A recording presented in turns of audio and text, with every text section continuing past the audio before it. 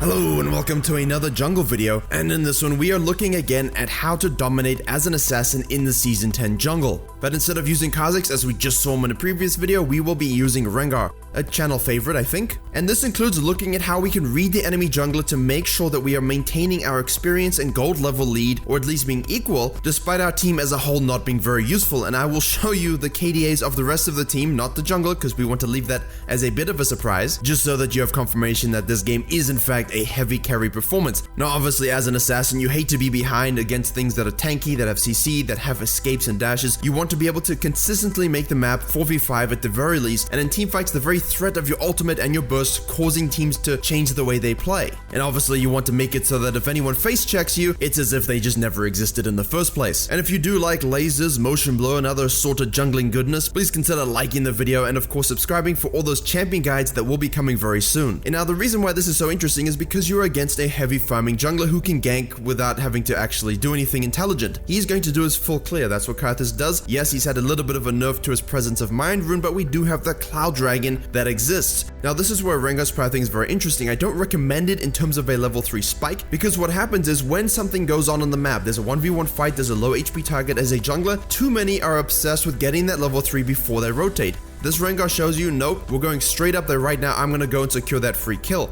He gets level 3 from the minion that dies as he approaches, but just be aware when you rotate for level 2 ganks how close to level 3 you are. Nonetheless, he moves on up, he gets 3, he gets the kill, he moves on back down to the river, and I want to pause because you see those question marks on the map. Let's bring in our teaching map for a second. You've got the Rengar who's done red, Raptors, blue, into a rotational gank on the top lane. He reacted, he got a kill, he's level 3. In that same time, the Karthus has done almost a full entire clear. That's why in the last video we talked about ganking and farming. It's so important that you do have a ganking presence. When things like Karthus exist and they can just loop on all the camps, they can counter jungle you whenever you show on the map, you will not keep up and farm with a champion like this, and so you need to have your impact felt. And as an assassin, the Rengar in his mind has timed where the Karthus is going to be. He pings that he should be on the Krugs at the moment because he knows that a full clear Karthus who knows what he's doing should clear by at least 305. He pings it and immediately goes to invade. What does Karthus not like? He doesn't like junglers that jump into his face and kill him before he can actually do anything. His Q has a little bit of a delay time.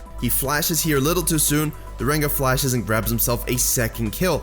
That's exactly the kind of move you need to make as an assassin versus a farming jungler who you can beat in a 1v1 scenario. That is a next level challenger jungle read, timing while also doing his own thing and getting a gank off. And what have I also always told you? The best ganks are the ones that come from counter jungling and invading, because the angle of your approach will circumnavigate a ton of vision, and if a laner hasn't realized what's going on and isn't tracking the jungler, which they should be in this MMR, you get to pick up a kill on the enemy Qiyana. Good CC laid down with a Veigar, positioning himself in such a way that he forces her towards the river, right into the sharp claws of our not so tame cat. And now Rengar, that's 3 kills, you get the topside scuttle, you can fall back and take your grump on your wolves, so that top quadrant is now clear. However, you know during this downtime, because Karthus did a first clear, he would have respawned, he's 100% going to take your Raptors. Fortunately, that's not what you're concerned with. I must also address the pathing of the Karthus. You knew the Rengar was on the top side of the map after the gank in the mid lane, getting that top scuttle, doing his blue camps. He doesn't go and do his grump and his wolves first, he wants to keep that full clear sequencing as efficient as he can.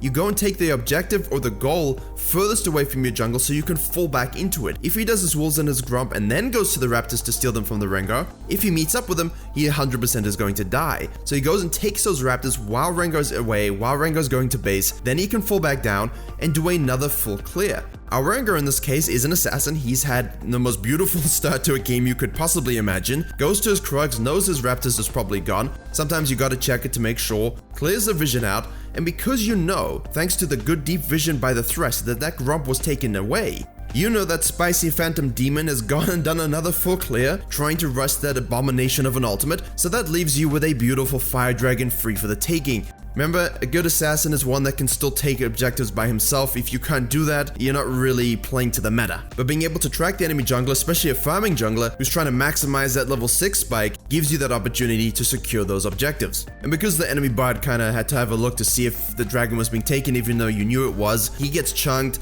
and a skirmish erupts from this. Rengar is able to pick himself up a kill on the Qiyana, however, he's one auto attack away from killing the Karthus again, but he gives that shutdown gold. So sometimes, even though you're gonna have a lot of these skirmishes in Season 10 as people are figuring out where exactly they want to be fighting, over what do they want to be fighting, and when do they want to be fighting, you need to be very aware of what you give up in terms of gold and kills and so on. But the fact that he gets 2 kills here for 1, I think is a very snowbally assassin who can truly take over a game. You know, he's amongst the best at doing so. Getting 2 kills for 1 there isn't so bad. You got the fire dragon. But now, here's the thing. A lot of people get these early ganks, they get these early kills, and they don't know how to use their assassin power to actually carry the game. Well, let's observe our cat in his natural habitat. Now, you respawn, you take your red buff, you get your Krugs. You go and gank on the mid lane with a nice roam from your support. However, because you're quite fed, you kill the enemy mid laner before either the Veigar or the Thresh could even get any damage in for an assist. And now this is the most important play. Segmenting the map because of your power level to the objective side.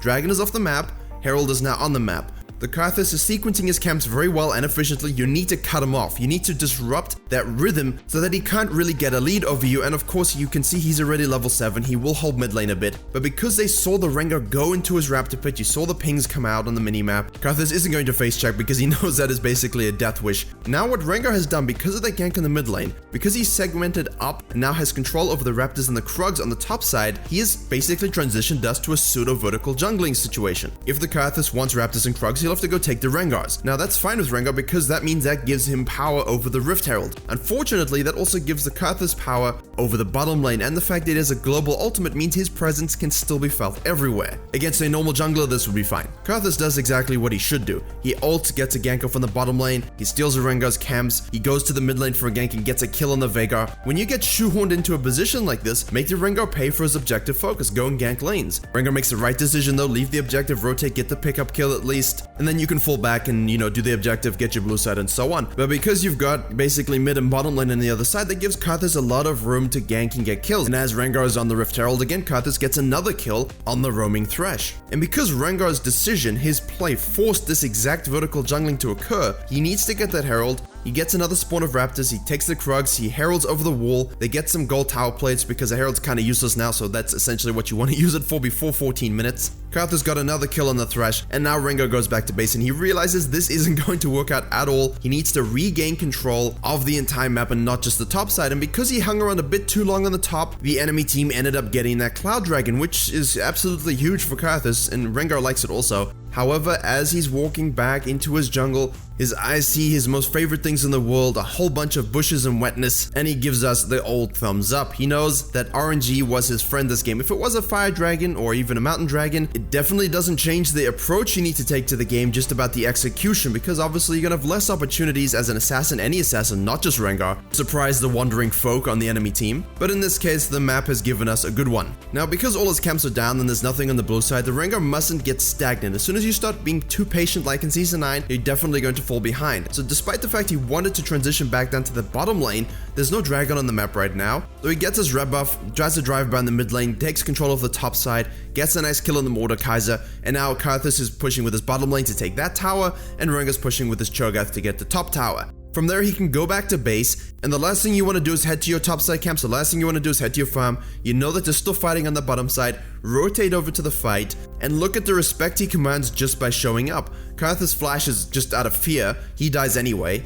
And unfortunately for him, the Mordekaiser does TP and ruins the fun, and the fight ends up being a bit of a wash. But this brings us nicely to the mid and late game, where we can highlight what you need to be doing to take this kind of lead that you have, even though he kind of gave up a little bit of that power by forcing the vertical jungling and losing a dragon. But let's skip forward to where the next dragon is spawning and how Rengar goes about it, because this time you do not want to give it up. Yes, you kind of want that second herald, but the quest for 4 dragons, the quest for the dragon soul, the fact that stacking an Ocean Drake versus Karthus is absolutely huge. He pops his ultimate, together with the Veigar, they take out the Karthus, the smite is off the map, his team can push them up the lane a little bit, that gives him enough time to hop over, take that Ocean Drake for himself. Remember, if your team is keeping the enemy preoccupied, even if you're low HP, if you're a strong champion, you're gonna still be able to solo that quite easily. And now it's time for all the things that people in low MMRs don't do and why they complain they can't carry with assassins. Actually doing stuff. Ah, what's that, a split pushing Mordekaiser? You ruined my last skirmish. Let me rotate down here and show you the good news. Which he very much does, and yes, he gives up a herald for it, but sometimes that is the cost of being the alpha cat. But actually, what happens is this forces the Karthus to use the herald on the top side. Rengar has some of his team with him on the bottom side, and they basically, both teams will push for an inhib. We'll focus on our right side push, they keep taking the towers. Bottom side push, they actually get stopped a little bit.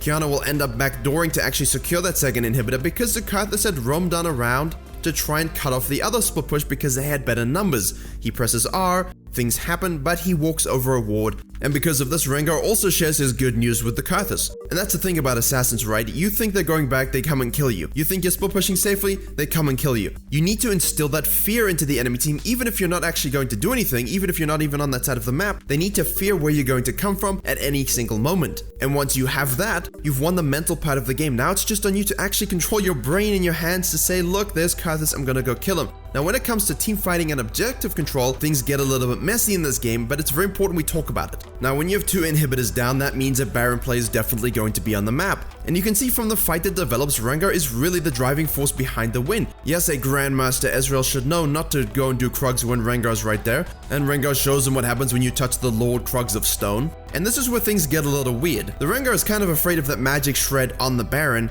which is correct because you're against a Karthus, and he doesn't want to even remotely get into a place when there's a Kiana and Karthus on the enemy team. And instead he moves on all the way down and he wants to secure that second Ocean Drake. He feels going for that soul, getting the second Ocean Drake for the percentage regeneration is even more useful for his team in terms of closing out.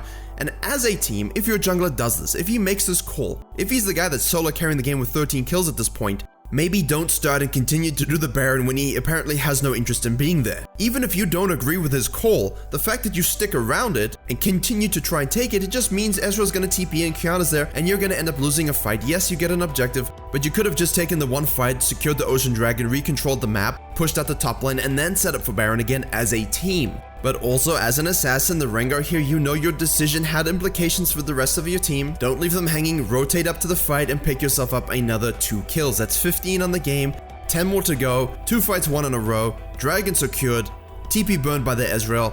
Perhaps now he feels like he's ready to take the Baron. Now remember in our last video on this topic with the Kha'Zix, we talked about team fighting in relation to what your team is doing. With Kha'Zix you have resets, you have R, you have a bit more mobility within the messiness of the champions. With Rengar you don't always have that, and as such you must look for that opportunity to take someone off the map. Goodbye Ezreal, thank you for playing the game. And now you have the upper hand. When Karthus is caught in a bush below you for some strange reason, you kill him also. Now you can go and take that Baron. However, he gets a little bit zealous, kills the bird, and then dies to the Mordekaiser. And now again they have to pull off the Baron. So the first time you could justify because of the Drake focus and the fact that Karthus and Kiana could have interrupted and given you a really rough time on it if he didn't think you could take it fast enough. So assassin junglers, please do not get too greedy for those kills. Yeah, you got 2 beforehand, just secure the Baron, play a little bit smart.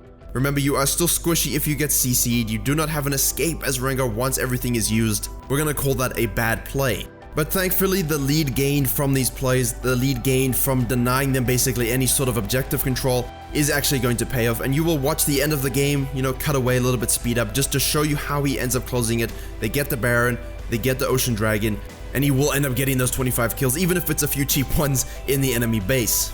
Hopefully you can see how the Rengar transitioned from his early lead to those ganks to getting those objectives. He reacted to the action on the map at all stages, picking off a split pusher, picking off a lone jungler wandering around. As soon as someone was isolated, he took them out. The target selection is most important, take out the priority targets, and also cause the enemy team to flee. You see how every time Rengar was around, everyone was sort of sprinting in different directions. That's exactly what you want, and that's exactly how you capitalize on those fights as an assassin at the end of the game. Thank you very much for watching. Hopefully this game showed you the different phases of playing as Rengar, as playing as an assassin, ganking objectives, team fighting, rotating, vertical jungling. It had a little bit of everything, and of course a little bit of macro discussion about how to close the game and focus on those Barons. And when it comes to closing, it's simply a case of sometimes brute forcing into the enemy team. You have the one-shot potential, you have the damage, no one's really going to be able to deal with you. Please remember to like, share, and comment if you enjoyed and learned something. Consider subscribing for all the Season 10 jungle guides coming very soon, including some champion guides. And as always, I will see you all in the next tutorial.